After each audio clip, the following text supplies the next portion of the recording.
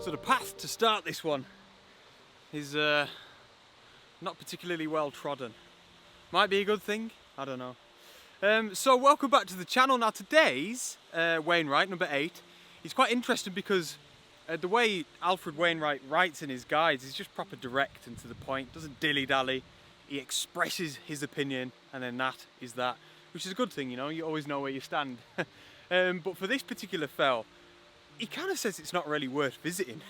And he says the fell itself is featureless and pretty bland. But one thing that he does say is that the walk up there is nice. And so far we've got this nice little wooded area, and you might be able to hear in the background there's some waterfalls which he says are fantastic. He also says that it's probably, because there's no official measurement, I don't think, but this is probably the most central fell in the whole of the national park. So I love that, I think that's cool. So surely we're going to get some good views up there, you know. But that remains to be seen, of course. But I'd love for you to join me on Wainwright number 8, Armboth Fell.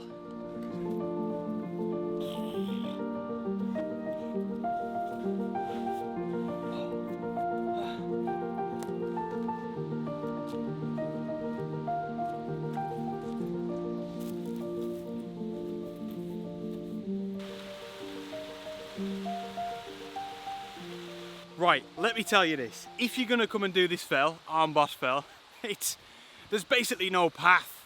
It's a few faint zigzags through this pretty dense woodland, and there's fallen trees and branches all over the shop. So just be aware if you're going to come and do it. It's clearly not maintained at all, and you've got to make sure that you're kind of following the map and you know exactly where you are. But I thought I should say that. So we've made it to the waterfalls, but unfortunately, look at this, nothing, which I kind of half expected, to be honest. We've not had much rain here over the past few days. But not to worry, there's another waterfall just round here that may be a little bit better, I don't know. I'm not expecting much, but it's worth a look, because I've got to go past it anyway, en route up to the fell. What we are getting, just behind you guys here, or starting to get, are some beautiful views over Thirlmere, which I was really looking forward to. So that's promising, but yet to get the camera out. But let's go and check out this waterfall and continue up to the top of Armboth Fell.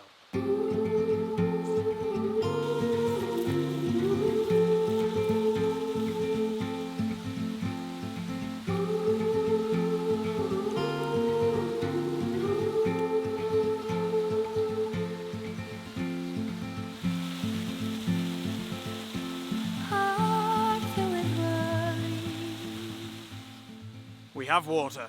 We have a little bit more water than what was at the previous waterfall, but it's just about enough for me to warrant getting the camera out. So you can see we're set up here. We've got the long lens on, we've got the polarizer on the front, the Nissi polarizer and the lot. And what am I zoomed in at? Max? Yeah, 300mm. So this is quite a similar concept to the waterfall that I photographed before I went up Wansfell just a couple of weeks ago there. We haven't got much water, it's not ideal, there's no wide photograph.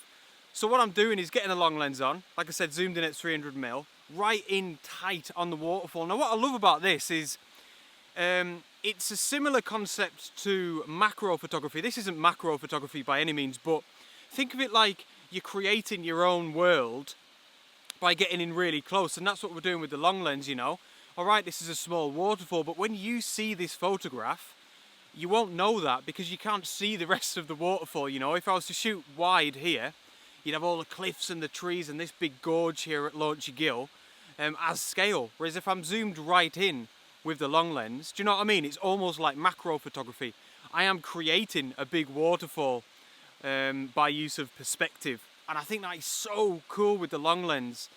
It's almost like unlimited, you know. I could shoot loads of different areas of this waterfall by getting in tight and create one big waterfall. So I've found one small little section, same as the last time I did this. I've tried to still find an interested section, you know, as opposed to just pointing somewhere at the waterfall and shooting it. I've got a nice diagonal going on, so the waterfall starts at the top left of the image and cuts through and finishes at the bottom right. The polarizer's really helping to get us that contrast between the black and the white. This will be a black and white photograph, by the way. ISO 100, f14, so that I can get a ½ second shutter speed, which is like a perfect amount of movement in the water to get that little milky effect that I'm always after when I'm photographing a waterfall. A little bit of a dreamy effect, you know. And all in all, I really like the way this one looks, but I'm just glad to photograph a little bit of a landmark, like I said, that Wainwright points out on this particular fell walk. I hope you like this one.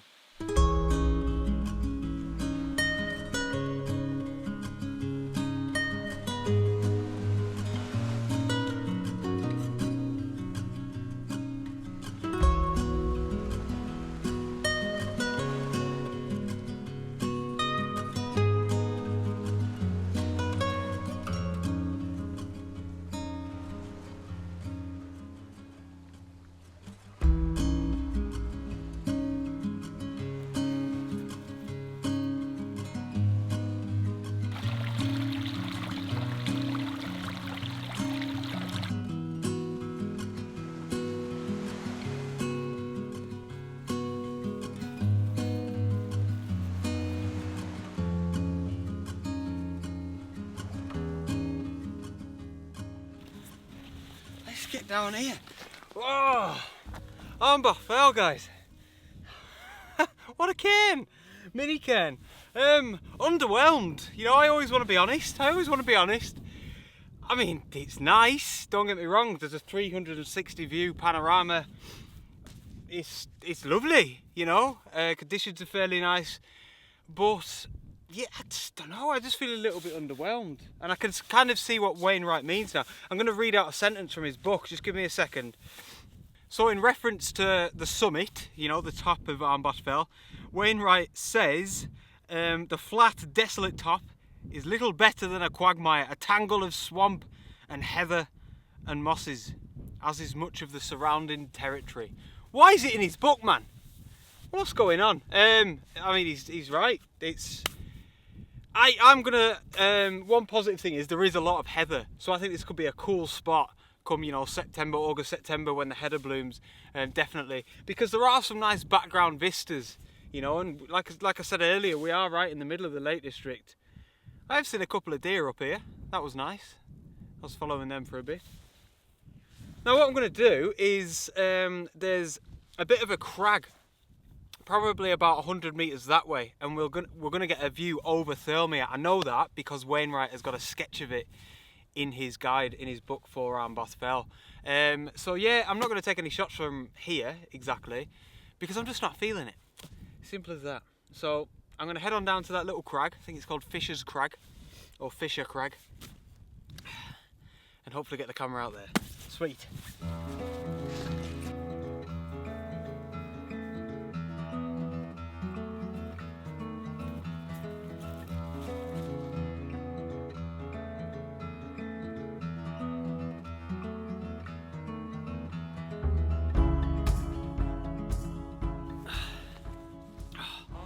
Ah, what a taste.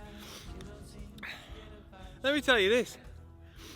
Armbar Fell, let me give you some advice. Do not climb this fell. Do not climb this mountain. Even Wainwright says it, pretty much. No. It is underwhelming. Let me put it to you like this. This sounds pretty bad, actually.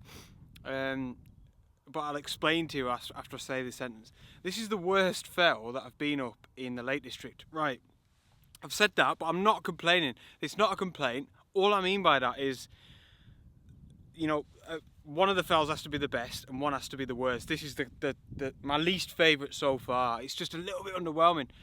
This is its saving grace, this beautiful view down back towards Raven Crag and Blencathra actually off in the background. And yeah, Fisher Crag. What a spot! Come up here, come to Fisher Crag. And yeah, it's only like 10 minutes. I don't know. I just don't want to sound like I'm complaining. You know, I think there's a fine line between moaning and being ungrateful and just trying to be honest.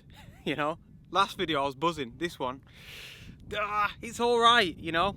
Anyway, this is going to be the last shot, and it's another black and white actually. A day of black and whites. Mint.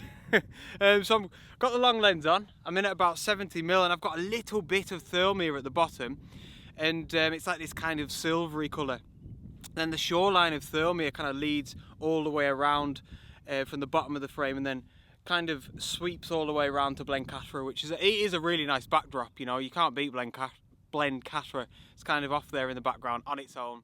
It's quite dark at the minute. I think he's sort of backlit, or actually he's not backlit because the sun's over there. He's just casted shadow because of where the clouds are at the minute. At the minute, have a bit of a drink. Not many clouds, so I've only got a tiny little bit of the sky in. It's pretty uninteresting. Yeah, so I'll leave you with this one. Sorry it's been a bit of a shorter one today, guys, but it is what it is. There's going to be some fells like this along the way, I'm sure. But thank you so much for tuning in. I hope you enjoyed it. Please give the video a thumbs up if you have a quick second. Like I say, it always helps out my content. And I hope you like this this final photograph. One final mention, my print sale. It's gone after the 4 days, and then I'm taking it down. Like, my prints are still going to be for sale, but it's not going to be 30% off anymore. So yeah, if you'd like to support me, support my work, that's the best way you can do it. And thank you so much. Very, very grateful for all print purchases. And yeah, I'll see you on the next adventure. Out!